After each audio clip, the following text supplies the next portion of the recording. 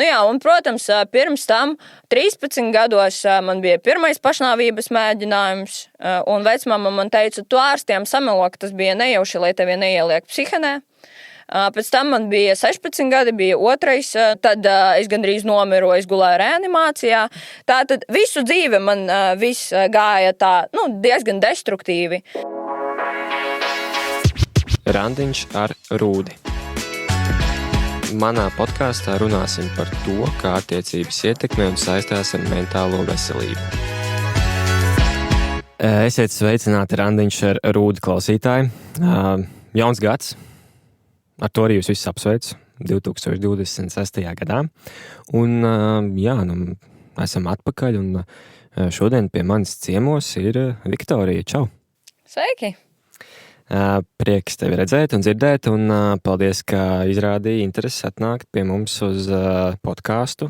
Īstenībā, tad, kad es saņēmu tavu ziņu, tad man bija bišķiņ tāds viegls šoks, jo tur bija tik daudz visu kaut kas sarakstīts, un tad man likās, ko mums tagad ar šo visu iesākt.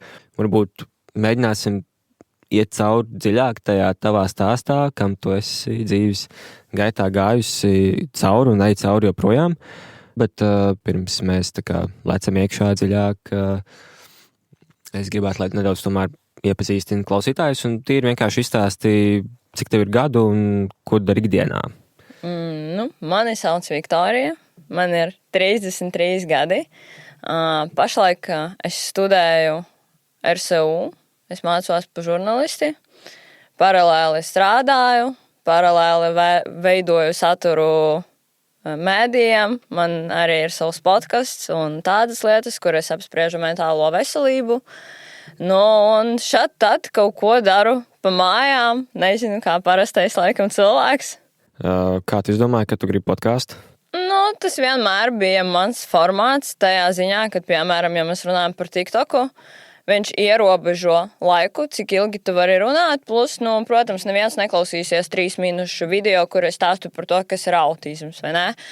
Bet podkasta laikā tu vari izpaust to domu garāk, ilgāk, un sarunājoties ar viesu, arī sanāk interesanta diskusija, nevis vienkārši monologs.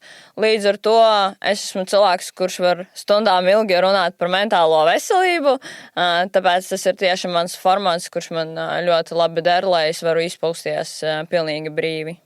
Tad tieši pieminēji par autismu, un mēs jau varam ielikt iekšā tajā visā stāstā, jo mums nav līdz šim bijis viesis vismaz atklāti runājis par šo tematu, ka ir saskāries ar autiskā spektra traucējumiem. Tāpēc es gribētu, lai tu īsumā varbūt ieskicē, kā tu ar to saskaries ikdienā, kad tev to atklāja, un es domāju, ka daudziem joprojām varbūt arī tāda tā kā neskaidrība, kas tas vispār tāds ir. Protams, ka es negribētu, lai tu lien iekšā definīcijās, bet tīri uz sevi vairāk. Sāksim ar to, ka autiska spektra traucējumi galvenais, ko vajag piefiksēt, vārds spektrs. Tas nozīmē, ka katram cilvēkam ar šo diagnozi būs savas tās iezīmes, simptomi, vienalga, kā mēs to varam saukt, vai ne? Un, piemēram, agrāk skaitījās, ja tu neveido acu kontaktu, tad jā, tev ir autisms. Protams, mūsdienā mēs tā vairs neskatāmies, jā. Mēs skatāmies plašāk uz šo jautājumu, ņemot vērā arī, ka ir ļoti liela starpība starp simptomu izpausmes starp vīriešiem un sievietēm. Jā. Līdz ar to autisms tas nav tikai simptomu apkopojums, jā, bet tā ir specifiska smadziņu darbība un specifiska nervu sistēmu darbība, kura ietekmē visu tavu dzīvi. Jā, tas nav tā, ka tas ir piemēram, kā depresija, kuru tu vari izārstēt. Tu ar to piedzimsti, tu ar to dzīvosi un tu ar to nomirsi. Kādas man ir galvenās tiešām problēmas sakarā tieši ar autismu? Es nelīdz galam saprotu sociālās normas, kaut gan ne īsti vienmēr to var pamanīt, jo es labi orientējos psihiatrijā un tādā veidā man sanāca iemācīties komunicēt kaut cik normāli ar cilvēkiem. Es arī varu veidot acu kontaktu ar pazīstamiem cilvēkiem, ar nepazīstamiem man to darīt grūtāk, un man vajag piedomāt pie tā, lai to darītu. Un galvenā, laikam, problēma tā ir man izraista nežēlīgo stresu vis kaut kādas pārmaiņas. Un par pārmaiņām es domāju pilnīgi visu. Ja kaut kas izkrīt ārā no mana grafika, kā bija ieplānots, viss vienkārši. Es pa dienu vairs neko nevarēšu izdarīt, jo man nervu sistēma vairs nevar atjaunoties. Ja? Un, piemēram, pašlaik, kā man vajag studēt, man vajag strādāt, un nedod Dievs, ja, piemēram, studijās mainās grafiks, viss tas uzreiz sagādā man šaušalīgu stresu līdz tam, ka es varu noiet līdz autistiskai izdegšanai. Tas ir līdzīgs depresija, bet trakāk. Un tas nozīmē, ka es pilnīgi mēnesi varu nogulēt gultā, pat neejot ārā no mājām. Ja? Un pilnīgi pārmaiņas, tas būs pats primitīvais. Ja? Ja es ceļos no rīta vienā un tajā pašā laikā, tīru zobus vienā un tajā pašā laikā, un kāds iejaucās šajā procesā, viss diena vienkārši aizies pa pīzdu. Man būs ļoti grūti atkal saņemties un kaut ko izdarīt, jo jebkādas pārmaiņas sagādās stresu. Ir jāsaprot, ka katru dienu man ir rituāli, katru dienu es daru vienu un to pašu, un tas dod man to stabilitāti, ja? Un kā tā stabilitāte pazūd, tad viss. Vēl viena problēma ir tāda, kad man nepatīk skaņas, man arī ir epilepsija un es slikti rēģēju arī uz gaismām, man nepatīk pieskārieni, man ļoti grūti komunicēt ar cilvēkiem. Ja es runāju par mentālo veselību, viss ok, jo tā ir mana galvenā interese. Bet, ja man vajag runāt par kaut kādām citām tēmām, kuras mani neinteresē, es pilnīgi gandrīz nevaru neko pateikt, jo man pilnīgi neinteresē tas. Un tā, problēmas ar miegu, problēmas ar ēšanu, man ir arī izteikti ēšanas traucējumi, un es neēdu nevis tāpēc, ka es gribu būt tieva vēl kaut kas, bet tāpēc, ka man var negaršo tekstūra. Ir brīžiem fiksācija arī uz ēdienu, teiksim, mēnesī es varu ēst tikai vienu avokado un viss. Jā, tā kā tādas, pazīmes ir daudz vairāk, ir jāskatās konkrētā situācijā, un, protams, trakāk paliek tieši tad, kad ir stress. Man stress ir gandrīz, katru dienu.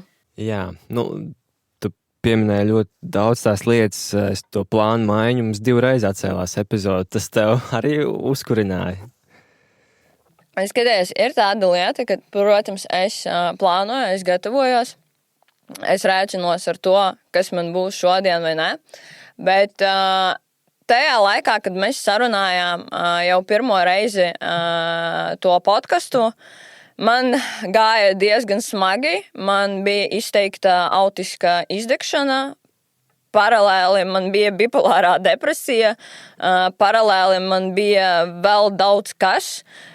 Un es pēc tam domāju, paldies Dievam, ka tas podcasts atcēlās, jo es sapratu, ka es paņēmu atkal pārāk daudz un ka es vienkārši nepalikšu to.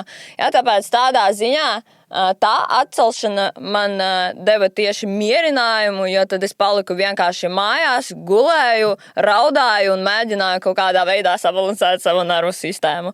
Tā kā tur ir jāskatās arī no konteksta. Jā, bet pārsvarā es teikšu tā, man labāk patīk, kad kaut kādas lietas atceļās, jo tas nozīmē, ka es palikšu visu dienu mājās, jo principā 90% savas dzīves es pavadu mājās, man nepatīk nekur iet. Jā, bet tur atkal sanāk, ja atceļās, tad atkal tāpatās tas stress nav. Tu jau minēji tā plāna maiņa, bet tu paliec mājās. Jā, bet ja plāns, piemēram, mainās tādā ziņā, ka man vajag aizvietot vienu pasākumu uz citu, tas būs stress. Bet ja atcelts pilnīgi visu un es palieku mājās un man nekas nav jādara, tas būs labi. Tas ir super, sapratu. Tad tev, principā, tā safe vieta ir mājas, tikai vienīgi. Jā. Bet tu vari tur arī būt mierīgi. Tā kā nebūt tajā, tomēr viss šis izklausās pēc tāda baigā, tāda saspringuma diezgan. Jā, liela. Tā ir. Es varu tā teikt, ka mana nervu sistēma visu laiku viņa ir kā, sakairināta, ka viņa visu laiku ir uzbudināta. man ļoti grūti, es pati nevaru to kontrolēt, jā, vienkārši mana nervu sistēma tā strādā, jā. Un man vajag darīt ļoti daudz lietas, lai es būtu stabila. Un, piemēram, es varu sēdēt mājās, lai mēģinātu kaut kā sevi mierināt, bet, piemēram, nedod Dievs, atnāks kaimiņa, nezinu, kāda huja pēc viņiem nāk, vajag iet un zvanīt zvaniņu, kurš vispār izmanto zvaniņus, nevis uzraksta SMS, ka es ienākšu, un viņi pieklauvē vai zvani, un tad viss es vienkārši saraustos, un tad es vienkārši neiešu vērt vaļā durvis, jo man būs baisi. Jā, tā kā mājās nevienmēr es esmu mierīga, ja? Vai, piemēram, es dzīvoju arī ar 3 kaķiem, un es dzirdu, ka kaķis kaut kā savādāk elpo vai kaut kāda savādāka skaņa. Man uzreiz stresa sajūta pārbaudīt, kas notiek. Un agrāk psihiatri teica, ka nē, tā vienkārši ir trauksme, bet nē, es vienkārši pārāk jūtīga pret tām skaņām. Esmu. Tāpēc, jā, ir visu laiku stress, bet lai tā stresa nav, es varu iegrimt savā pasaulē, jo autisti viņam mēdz būt tā, ka viņi dzīvo savā ziņā, savā realitātē, un mana realitāte tā ir izpēte par psihiatriju. Ja? Tātad, lai nomierināties, es varu skatīties 4 stundas podkastus par mentālo veselību, lasīt pētījumus, lasīt literatūru par psihiatriju un visu kaut kādas. Tādas lietas dod man baudu un mieru. Sanāk, ka šīs visas lietas, principā, lielā mērā tā uzbudinātība, pārlieku, tas tomēr ir saistīts ar autistisko spektru. Jā, tas iet, tas vienkārši savādāk nevar būt, jo es negribu iegrimst tajos visos terminos, bet ir jāsaprot, ka vienkārši mana nervu sistēma nav uzbūvēta un manas smadzenes nav uzbūvētas tā, kā cilvēkam bez AST. Tas nozīmē, ka manas reakcijas, stresa reakcijas vienmēr būs pārspīlētas. Jo manas smadzenes strādā savādāk. Manas smadzenes piemēram, parastajam cilvēkam bez AST sekundžu laikā viņš analizēja 20 domas. Es sekundes laikā analizēju 200 miljonus domas. Ja? Un runa neiet par to, ka tās ir negatīvas domas. Vienkārši tu visu laiku esi tādā plūsmā. Ja? Un tad, protams, tu nevari nomierināties. Tu visu laiku esi tāds, ja? Un pēc tam visas tās sajūtas, viņas aiziet iekšā ķermenī, un tad tu jau fiziski to sāc just. Tagad tu arī esi 200 miljonu domās. Es tagad koncentrējos tieši uz to, ko es runāju, jo mēs runājam par manu mīļāko tēmu, tāpēc man vieglāk, bet kur arī ir prikols. Piemēram, es sāku kaut ko teikt, es sāku teikumu, es pat nezinu, ar ko es beigšu. Tātad es nesaprotu, kā cilvēkiem vispār ir tā, kad viņš atver muti un viņš zina jau, ar ko viņš pabeigs savu domu. Es nekad nezinu, ar ko es pabeigšu savu domu. Es vienkārši runāju, un pēc tam nonāku pie kaut kāda secinājuma. Un tas ir saistīts ar to, ka man visu laiku kaut kas analizējās galvā, visu laiku non-stopā. Tu pieminēji arī tādu lietu kā autistiskā izdegšana un bipolārā depresija. Arī divi ļoti tādi, priekš manis jauni jēdzieni, ja. Labi, es saprotu, ir cilvēki, kas izdeg bez autistiskā šī spektra, kāda ir atšķirība? Skaties, cilvēkam, kuram nav AST, viņš ir pārslogots, viņam ir stress, viņam ir pārdzīvojumi, un pārsvarā tie pārdzīvojumi ir emocionāli. Ja? Tātad viņš izdeg tieši no tā, ka viņš netiek galā ar kaut kādām savām jūtām, pārdzīvojumiem un tā tālāk. Tā būs izdegšana. Autistiskā izdegšana runa iet par to, ka tavās smadzenēs un ķermenī mainās ķīmija. Tātad mēs runājam par paaugstinātu kortizolu, mēs runājam par inflammation, aizmirsu kā latviski, kad tev sākās organismā vairākās vietās arī iekaisumi, un tas viss dēļ hroniska stresa. Un tā būs autistiska izdegšana. Tātad tas nav dēļ kaut kādiem notikumiem un konkrētiem emocionāliem pārdzīvojumiem, ka tev vienkārši vajag pagulēt gultiņā un tev paliks labāk. Nē, tas ir ķīmiskā jau maiņa visā tavā organismā. Bet sanāk, šādas lietas, tā kā autistiskā izdegšana, tev, piemēram, viņa notiek regulāri. Jā, un un vistrākākais sanāk tad, kad man izkrīt izdegšana kopā ar bipolāro depresiju. Tad būs vistrākākais. Es saprotu, ka tev arī ir šie bipolārie traucējumi. Jā. Ir tā, ka ir jāsaprot, ka klasiskā depresija atšķirās no bipolārās depresijas. Tīri tehniski, kā viņa strādā, un tīri tehniski, kā tu viņu sajūti. Ja? Kad tev ir bipolārā depresija, un ja tu labi saproti šo diagnozi, ja tu labi saproti, kas ar tevi notiek, tu zini, principā, kad viņa tev notiks. Ja? Tu pat vari arī prognozēt, kādā smagumā viņa būs, ja? Bet viņa vienmēr būs vidēji smaga vai smaga. Ja tu esi ļoti advancēts šajā jautājumā, tad būs vieglas izpausmes. Viņa arī ir vairāk tāda, viņa neiet uz tām negatīvām domām, ja? Kaut gan var būt suicīdas domas, vēl kaut kas. Viņa arī vairāk izpaužās tā fiziski, ka tev tīri nav spēka, tev grūti piecelties. Un sanāk, tu vakardien biji jautrs, pozitīvs, jo tu zini, ka tev ir bipolārie traucējumi, un tev, teiksim, bija mānija vai hipomānija, tu biji jautrs, viss bija ok, un šodien tu mosties, tev nav spēka, tev nav garastāvokļa, bet tu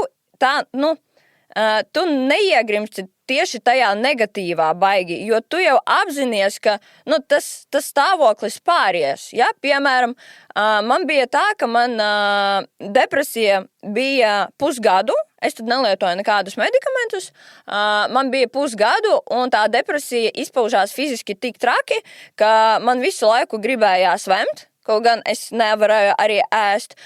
Man 3 mēnešus pēc kārtas dubultojās acīs, un principā visu pusgadu es nogulēju gultā. Ja? Un tas bija fiziski. Ja? Un tad sākās sāpes tur, sāpes šur, migrēnes un viss kaut kas tam līdzīgs. Ja?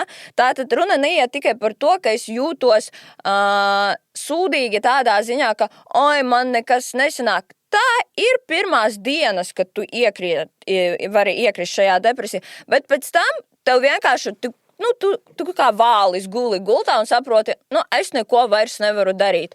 Un, kad tev ir bipolārā depresija, neceri uz to, ka tu vari kaut ko izdarīt, vienkārši saņemties un tev būs labāk.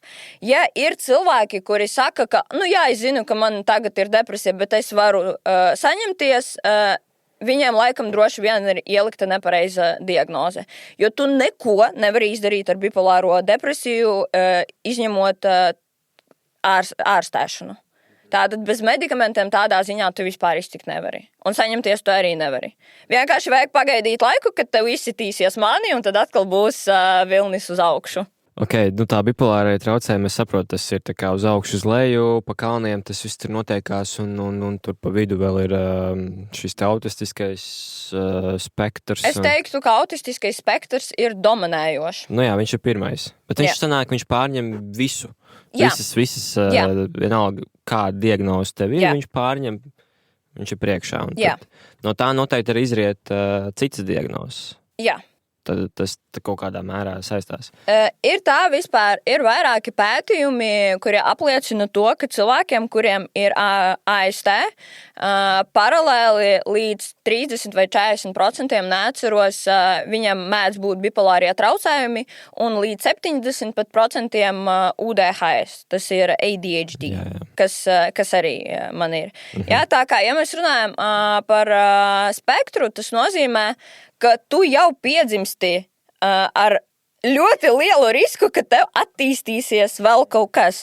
Un ja pat mēs noņemsim nost to autismu, ja tev pat nav AST, nav neviena cilvēka, kuram būtu mentālās problēmas, un viņam būs tikai viena diagnoze.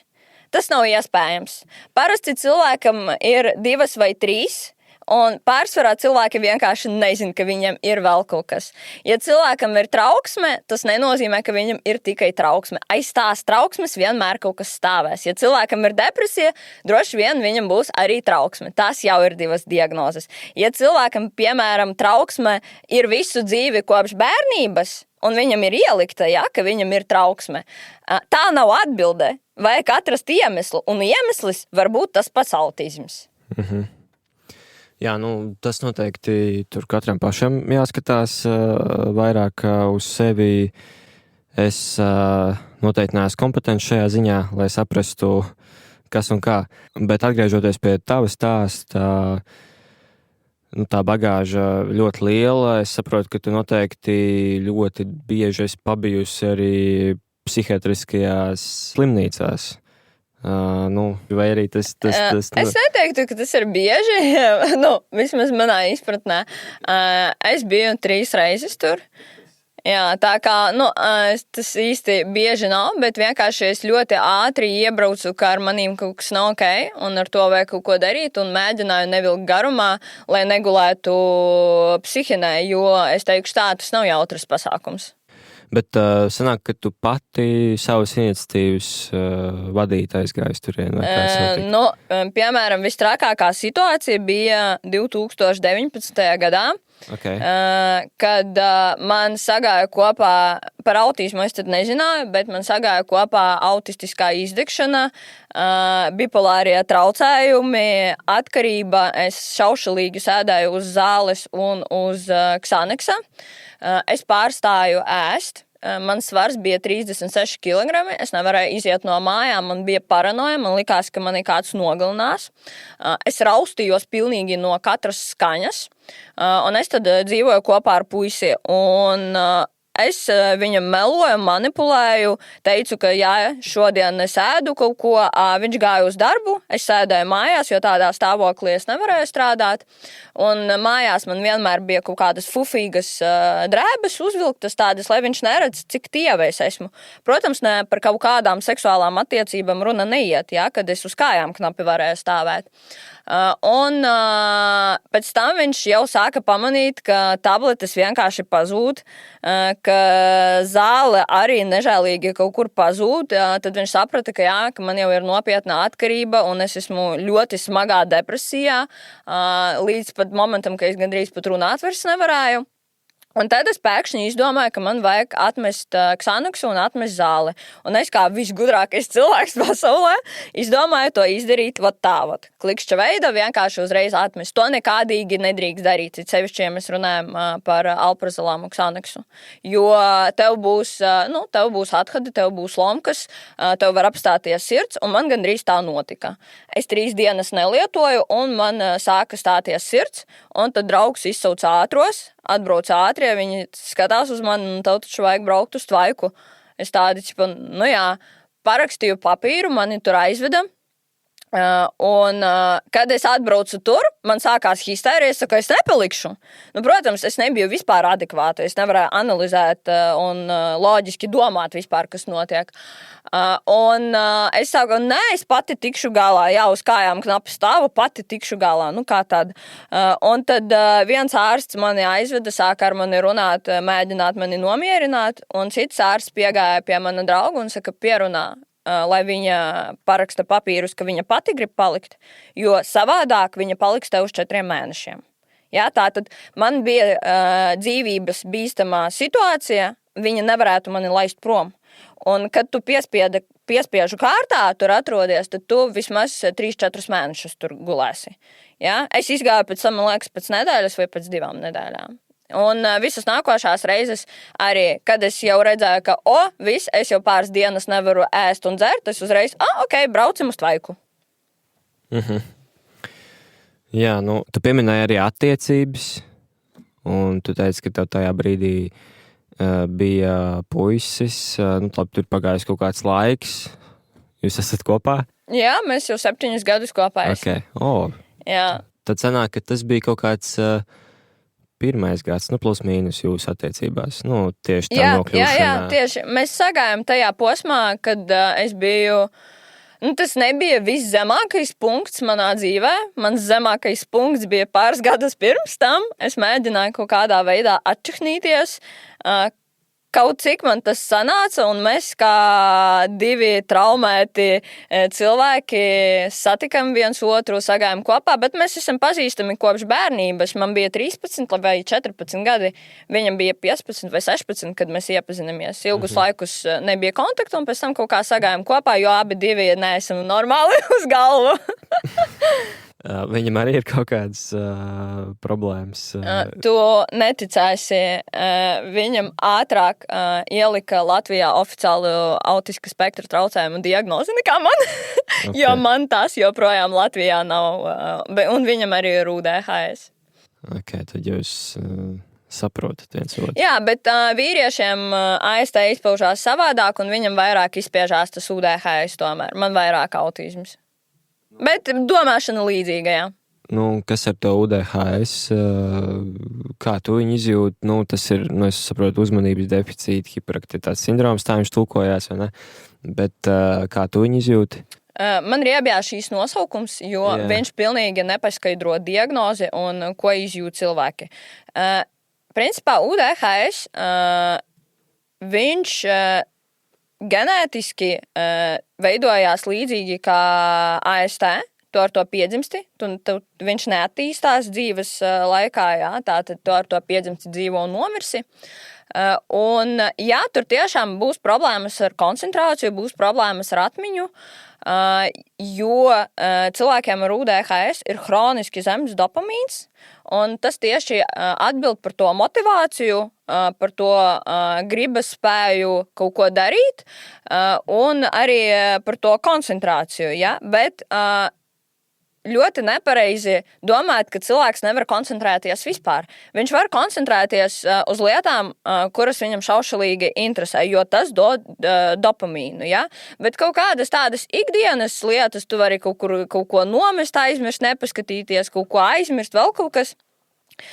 Man ar to uzmanību ir mazliet labāk dēļ autisma, jo autisms kontrolē, lai viss stāv savās vietās un lai viss ir sistematizēts, bet runājot tieši par UDHS, tur ir tāds prikols, kas saucās ADHD paralysis. Tas nozīmē, ka tevi paralizē dēļ tā, ka tev vajag kaut ko izdarīt. Piemēram, man vajag izpildīt kaut kādu darbu universitātē. Es pat zinu, kā viņu pildīt, un viss man vienkārši ir bloks. Es nevaru neko uzsākt.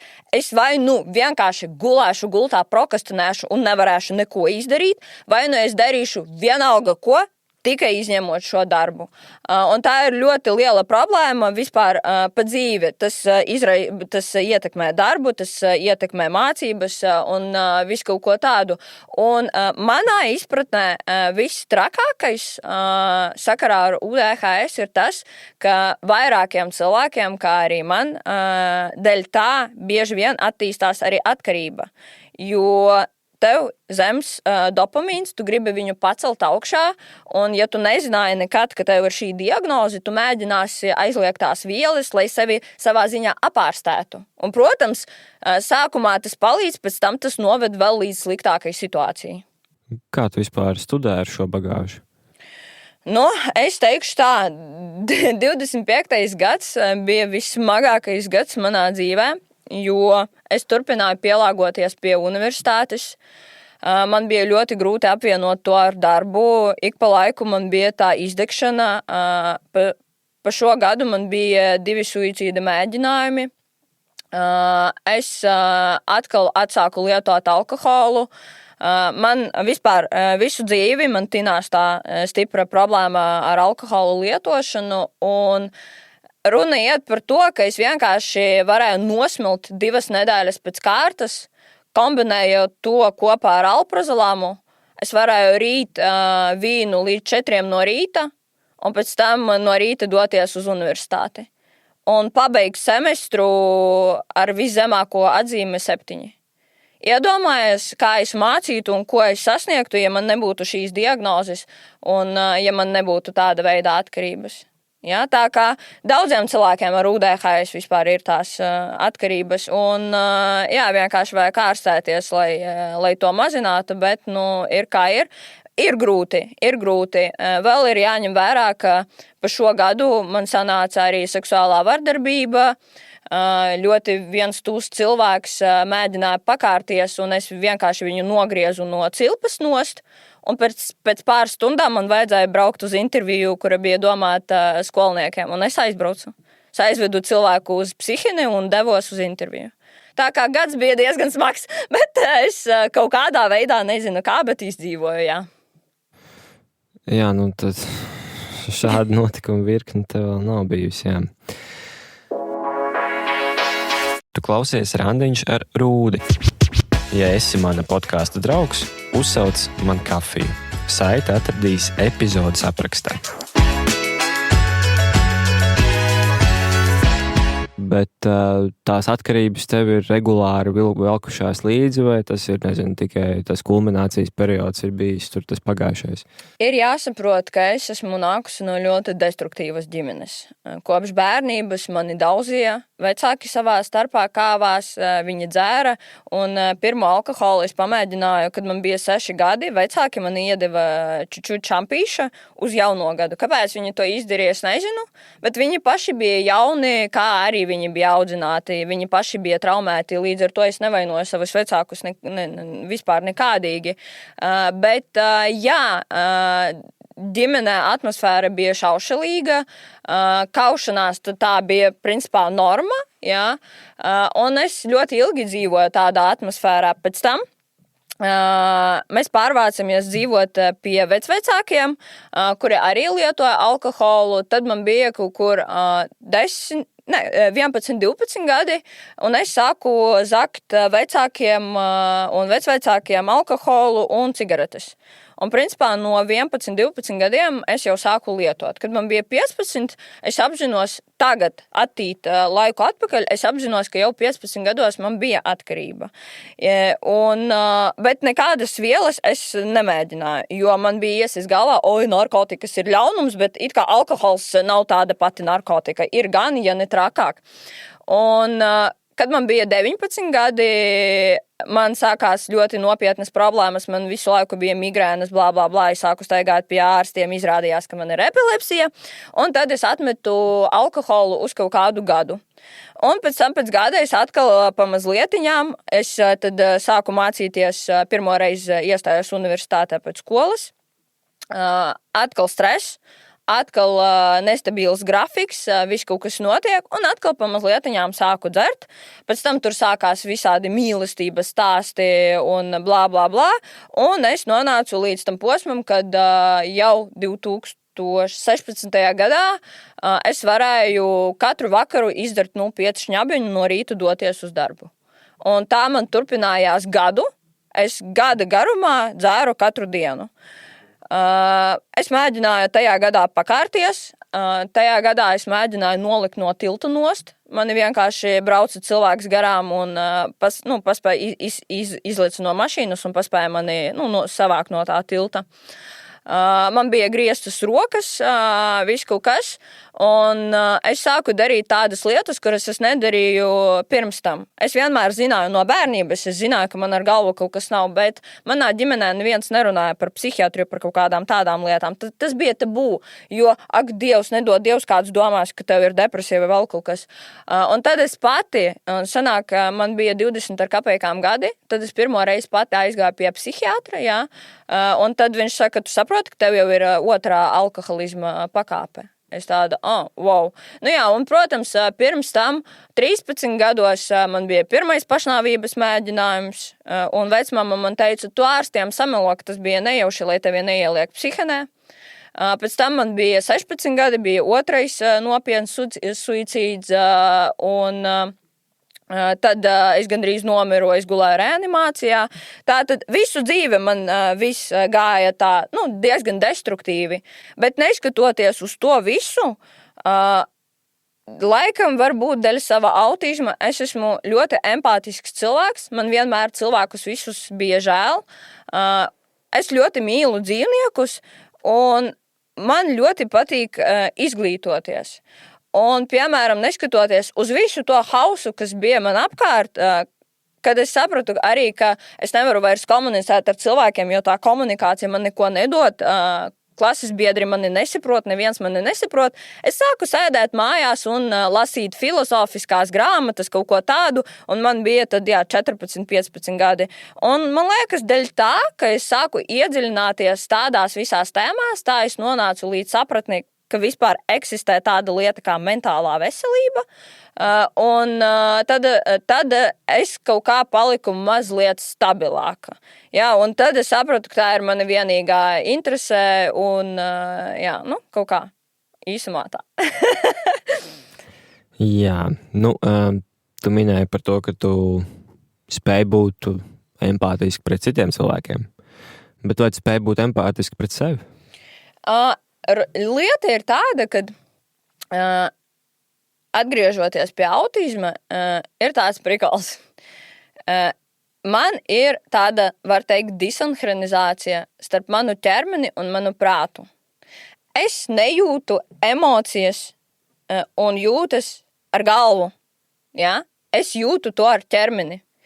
Piemēram, tev vajag iet, tāds primitīvs piemērs, tev vajag iet uz eksāmenu, tev galvā grozās visādas domas, ja nesanāks, baidos, ja tu aizmirsi, tās ir domas, vai ne? Man tādu domu nav. Man uzreiz griežās vēders, man gribās vemt, vai es saspringstu un vispār nevaru kustēties. Tātad man smadzenes strādā tik ātri, ka viņas uzreiz dod signālu uz ķermeni, un es pat nevaru saprast, kas notika. Un ļoti bieži var būt tā, kad kaut kas notiek, es fiziski jūtu, ka man ir slikti, bet es nezinu, kā nosaukt to emociju. Es nezinu, kā aprakstīt šīs jūtas. Līdz ar to man nav sevis žēl. Ja? Izjust empātiju pret sevi, man īsti pat grūti saprast, ko tu gribēji ar to teikt un kā izprast šo konceptu, jo es saprotu savu dzīvi, es saprotu, ka man viņa nebija tik jautra, es saprotu, ka man ir vis kaut kādas nianses ar garīgo veselību, es saprotu, ka es esmu gājusi ar daudziem sūdiem, bet es tiku visam tam pāri, un es neuzskatu, ka es esmu baigā varone, es neuzskatu, ka mani vajag slavēt par to. Es gribu būt labs piemērs, ka tomēr ir iespēja izvilkt sevi no visa šīm trakām lietām, bet izjust tieši empātiju un pažēlot sevi man bija pāris reizes, bet tas bija vietās, kur drīkst izmantot psihodēliķus, un zem tām es sajūtu to connectionu tā kā ar savām domām un ķermeni. Bet ikdienā, kad es esmu pilnīgi skaidrā, man nav tādas, tas koncepts vienkārši, viņš man neeksistē. Un kā to tagad ir ar atkarībām? Konkrēti tagad, šobrīd. Konkrēti tagad es jau gandrīz kā gadu atmetu kokaīnu, zāli es nepīpēju 5 gadus, es atmetu nikotīnu, es tagad 2 mēnešus nelietoju alkoholu un vispār neko nelietoju. Tātad sanāk, ka tagad es beidzot, es vienkārši pirms tam novedu sevi līdz galīgai dirsai, un man vajadzēja arī doties tā kā uz interesantu vietu pielābot savas smadzenes, un tagad es varu arī komunicēt ar cilvēkiem skaidrā, kaut kur iziet ārā skaidrā, jo ir jāsaprot, ka viens no iemesliem, kāpēc es vispār lietoju, tas ir tāpēc, ka man grūti komunicēt ar cilvēkiem skaidrā. Jo manā galvā notiek pārāk daudz visu kaut kā, un lai nomierinātu visas tās domas, lai es vispār varu sadzirdēt, ko cilvēks man saka, jo vajag vēl pievērst uzmanību kaut kādām kustībām, kaut kādai mīmikai, kaut kādai pozi, ko es vispār nevaru nolasīt. Ja? Cilvēkam mainās balss tonis, un es nesaprotu, ko viņš grib ar to teikt. Man patīk, kad man pasaka, tu esi stulba, tu man nepatīc. Es tādu, eju prom. Bet cilvēki tā nedara, viņi to dara ar mājieniem, ar vēl kaut kādiem sūdiem, ar tām sociālām stulbām normām, kuras es galīgi nevaru saprast. Bet, kad es izmantoju kaut kādas vielas, tad man ir it kā tas posms, kad man ir brītiņš padomāt un kaut cik izanalizēt tās sociālās normas, lai saprastu, ko cilvēks vispār no manis grib. Mhm. Bet tu citiem cilvēkiem arī tā patiešo parasti saki, tu esi stulbs un tā tālāk. Ikdienas komunikācija, tu jau tomēr studē, tev tur ir arī kaut kāda kursa biedra, es nezinu, kādā formātā studē, bet tā kā, tur ir pasniedzēji vēl kaut kas, tur jau arī vide ir dažādi. Es teikšu tā, sakarā ar autismu es nesaprotu tādu konceptu kā hierarhija. Man galīgi nav autoritātes. Man pilnīgi nospļauties, kāda tev ir izglītība, cik tu pelni, ar ko tu nodarbojies. Ja tu esi labs cilvēks, tu esi labs cilvēks. Mhm. Pārējais man pilnīgi neinteresē.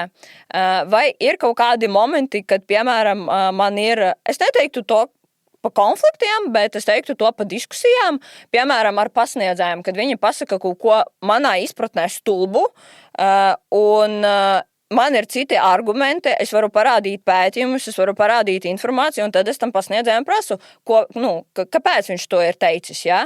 Un tad es dzirdu kaut kādas atmaskas, un es saprotu, ka, ir bezcerīgi runāt ar to cilvēku. Protams, tagad, kad man ir 33 gadi, es apzinos, ka, nevajag lekt augumā visu laiku visiem. Bet, kad man bija 20 gadi, es pilnīgi jebkuram cilvēkam varēju pateikt visu to, ko es domāju, bet ir jāņem vērā, ka es neesmu agresīvs cilvēks, man nepatīk konflikti, un kā jau es minēju, man ir izteikta empātija. Un ja pat cilvēks izdara kaut ko sliktu pret mani, vai viņam ir kaut kāda tīzla uzvedība, es saprotu, no kā tas viss nāk.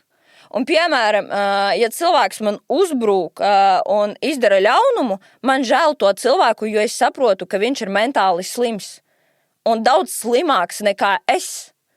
Līdz ar to man paliek žēl tāda cilvēka. Tāpēc tādam cilvēkam es neteikšu, ka tu esi idiots, stulbs vai vēl kaut kas. Es vispār neredzu jēgu lamāties ar cilvēkiem un teikt, ka viņi ir kaut kādi ne tādi. Vieglāk vienkārši ar viņiem nekomunicēt. Jo nafik man apkārt cilvēki, kurus es nerespektēju galīgi. Tu teici, ka tu tās autoritātes nejūt. Pieņemsim, pasniedzējs, tas ir autoritāte? Tas skaitās, sociālā kontekstā tas skaitās. Jā, bet tev? Man nospļauties. Okay. Man ir RSU, man ir daudzi pasniedzēji, no kuriem es nežēlīgi fanoju, jo tiešām viņi ir eksperti savā jomā. Viņi dzīvo ar to, ko viņi dara. Man, piemēram, pagājušajā semestrī bija kurs par mākslīgo intelektu, un tur bija vienkārši satriecoša pasniedzēja. Viņa tik forša, un var redzēt, ka viņa deg ar to, ar ko viņa nodarbojās. Tāpēc viņa man patīk, bet nevis tāpēc, ka viņa ir pasniedzēja, bet tāpēc, ka viņa dzīvo ar šo.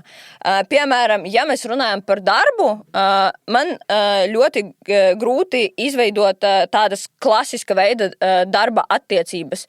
Jo, piemēram, ja priekšnieks man saka kaut ko izdarīt, un es uzskatu, ka tas nav loģiski, es viņam izskaidrošu, ka es uzskatu, ka tas nav loģiski, un es to nedarīšu. Un parasti cilvēki jau zina, es atklāti saku, kāda es esmu, es saku par savu autismu, un viņi, ir bezjēdzīgi ar mani tādā ziņā kaut kādā veidā mēģināt debatēt vai mēģināt pierunāt mani kaut ko izdarīt tādu, kam es nepiekrītu. Ja? Un visas tās aiz tev piemaksāšu un izdari arī nestrādās. Bet kā tevi uztver, pieņemsim, darba? Es nezinu, kā tu iegūti darbu, bet tu gāji uz darba interviju vai kāds notika? Kā tu nonāci darbā? Jo bieži vien jau darba devējs arī var tā uz šķību atskatīties, nafig man vajag tevi tagad. Ir tā, kad es sāku strādāt, man bija tur 14-15 gadi. Es nāku no trūcīgas ģimenes, tāpēc es biju spiesta strādāt. Protams, tad bija cita attieksme gan pret mani, jo es biju jauns kuķis, protams, cilvēki savādāk skatījās. Bet jo vecāks tu paliec, jo lielākas prasības no, tā var teikt, pieaugušiem cilvēkiem ir. Un runājot par darba intervijām, kad es gāju uz kaut kādām intervijām, cilvēki, ar kuriem es runāju, parasti bija šokā, cik gudra un atbildīga es esmu. Jo, piemēram, ļoti bieži, es varu piedāvāt tev tādu algu, ja? Un tā alga īsti, nav liela. Kā tu uz to skaties? Un es no biznesa viedokļa, ja mēs rēķinam īres maksu, ja mēs rēķinam to un to, tad es saprotu, no kurienes veidojas tā alga, tāpēc, man nav nekādas problēmas. Un tad tas cilvēks sēž, kāpēc tu vispār tā domā? Ja, tātad intervijas man gāja labi. Un parasti es taču mēģināju izvēlēties tādus darbus, kur es zinu, ka es spēšu pielāgoties.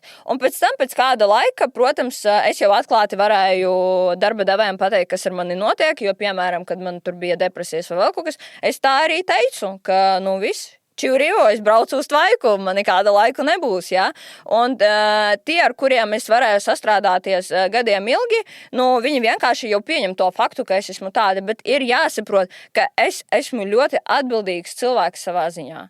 Es ļoti labi pildu savus pienākumus. Vienkārši nevajag grūst man pa virsū kaut kādus bezmaksa tos papildus uzdevumus tikai tāpēc, ka tev šodien nav garastāvoklis. Savu garastāvokli atstāj savā mājā un nevajag man to translēt. Ja, es daru savu darbu, tu ej dari savu darbu, viss miers.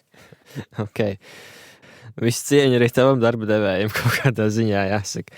Bet, pieņemsim tādas attiecības, koleģiālas attiecības. Es nezinu, ar kolēģiem vai te pašā studiju vidē tev veidojās vai nē? Vai tu arī tā kā esi pa sevi vienkārši? Pārsvarā esmu viena pati. Piemēram, darbā es visu laiku atrodos austiņās, lai nedzirdētu, kā kolēģi savā starpā runā, vai nedzirdētu to mūziku, jo viņa mani kaitina.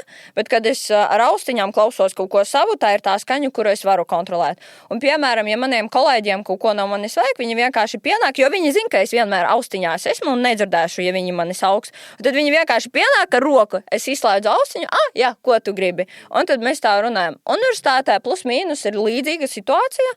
Man liekas, es jau pirmajā kursā uzreiz izstāstīju par to, ka esmu autiste, par to, ka es esmu dīvaina. Man nav komunikācijas, man nav sliktas attiecības ar kurses biedriem, bet arī draudzīgas nav tikai ar vienu meiteni, kura ir diezgan līdzīga man. Plus arī jāņem vērā, es mācos ar meitenēm, jo man kursā ir tikai meitenes, kurām ir 19, 20 gadi. Man ir 33, jā, bet es atradu vienu meitenu, ar kuru man ir diezgan līdzīgs domu gājiens, un man tā, pastāv iespēja, ka varbūt viņa ir vairāk līdzīga man, jā, un tā tad es man diezgan vienkārši atpazītu cilvēku ar UDHS un autismu, un ar tādiem cilvēkiem es uzreiz eju uz kontaktu, jo ļoti viegli kontaktēt. Tad nevajag runāt tos small talk par to, kā tev šodien gāja, ko tu darīji vakar, vai kaut kādas tādas stulbas sarunas, kuras neko nedod nevienam. Tādas sarunas tev riebis. Ciest nevaru, es nesaprotu, priekš kam man tērēt laiku uz to, kāds laiks ārā, tu nevari pa logu ārā paskatīties.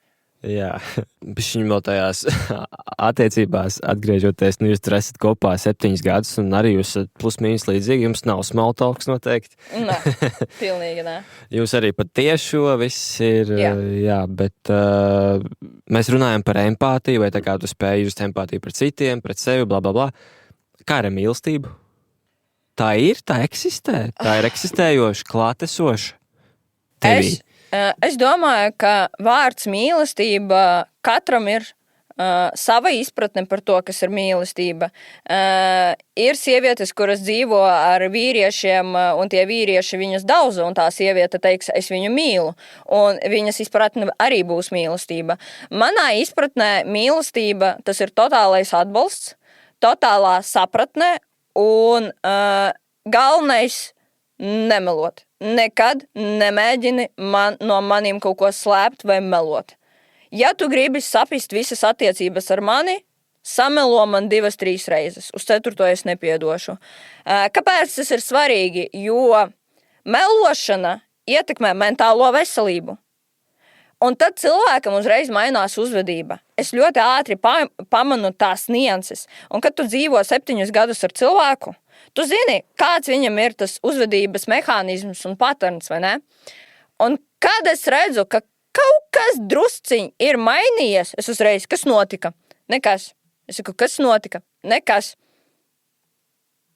Vienkārši man vajag vienu acu skatīt. Labi, tas un tas. Es saku, ja tev ir slikts garastāvoklis, kāpēc tu, tu pati esi depresija, es negribu uzbāzties. Es saku, mums jau bija tāda sarunas beidz. Ja? Mana depresija netraucē man tevi uzklausīt. Tāpēc mēs viens otru atbalstam. Mēs viens otram palīdzam, kad es esmu depresija, viņš lēkā ap manīm, nekādā gadā, nekad mūžā viņš man nav teicis, oi, tu guli depresija, ko tu traukus nevari izmazgāt? Nē, mums tādas sarunas nav. Līdz ar to, kad runiet par atkarībām, mēs viens otru atbalstam gan sliktā ziņā, gan labā ziņā. Ja? Tātad, ja mēs pārtraucam, tad mēs pārtraucam abi divi lietot. Un priekš manis, tā ir mīlestība. Kā arī ļoti svarīgi, ka man pirms tam bija ļoti zems pašvērtējums. Es biju pārliecināta, ka es neko dzīvē nesasniegšu, ka es esmu nesmuka, ka es esmu stulba un tā tālāk, jo man ģimenē no bērnības to teica.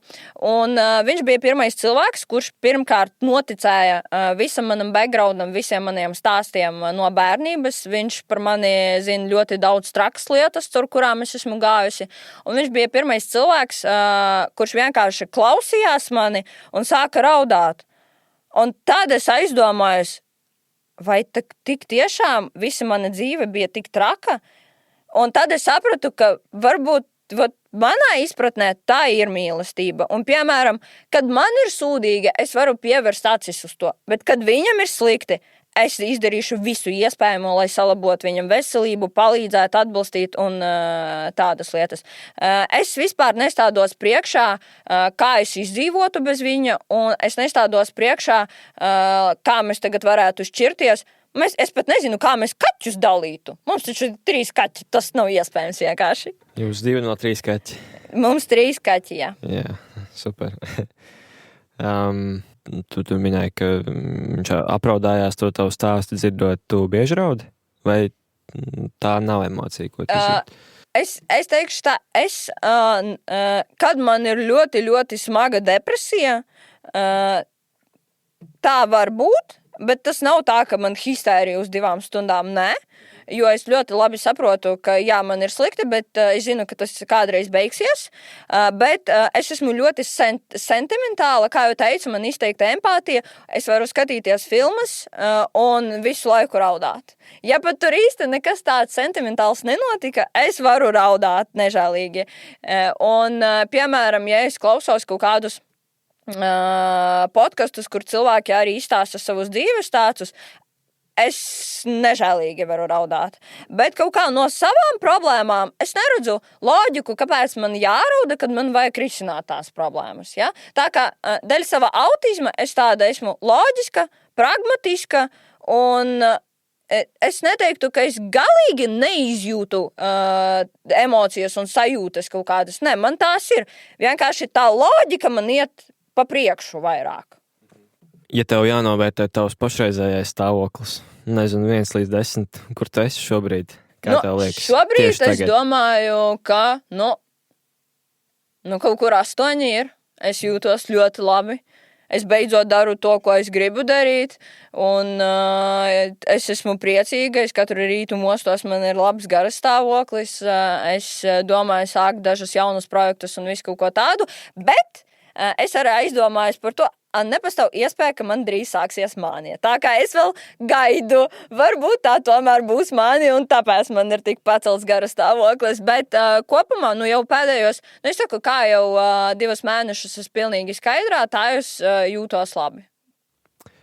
Pie tā arī paliksim. Es ļoti ceru, ka tu turpināsi būt pirmkārt skaidrā, kas ir ļoti, ļoti svarīgi, un tu esi tiešām gājusi ļoti daudz kam cauri, un es ticu, ka ir daudz lietas, kuras tu mums neesi šeit pieminējis, bet es pieņemu, ka arī mums nevajag to visu zināt, tas, lai paliek starp tevi un tavu partneri, bet tu pavēri priekšskaru un nedaudz, un es domāju, ka tas ar patiesībā priekš mums klausītājiem arī varētu šķist ļoti daudz, un es domāju, ka kaut kādā mērā apzināties, ka dažas mūsu problēmas ir nieks salīdzinoši ar to, kam arī tu esi gājusi cauri. Es tevi gribu pārtraukt tādā ziņā, tas ļoti nekorekti tā teikt, nevajag tā teikt un nedrīkst tā teikt.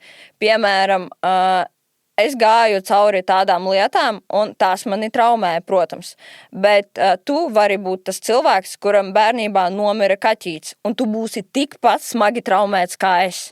Tas nenozīmē, ka notikumi dēļ konkrētajiem notikumiem cilvēks būs smagāk vai mazāk traumēts.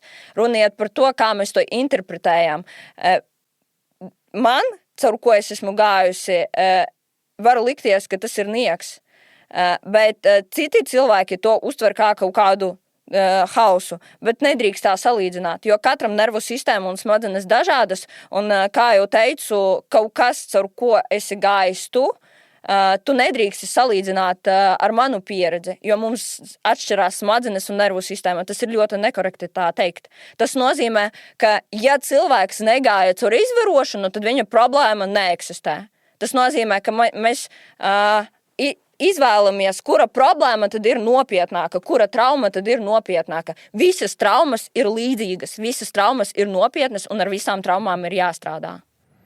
Jā, strādāsim ar visām traumām, pie tā arī paliekam, un lai tev izdodas. Pirmkārt jau laikam studijas tagad tas lielākais izaicinājums. Jā. Kurš tev ir kurs? 2. Man kopumā ir 3. 3. Nu, tad tāds pusceļš kaut kādā mērā. Nu, tad, lai izdodas noiet to ceļu līdz galam. Paldies! Paldies arī klausītājiem un tiekamies jau nākamajās Randiņš ar Rūdi epizodēs. Atā! Tu tikko noklausījies podcastu Randiņš ar Rūdi. Ja mentālās veselības un attiecību tēma ir tuva arī tev, un tu vēlies manā podkastā izstāstīt arī savu stāstu, raksti man sociālajos tīklos. Podcasts tapis ar biedrības Skanda atbalstu.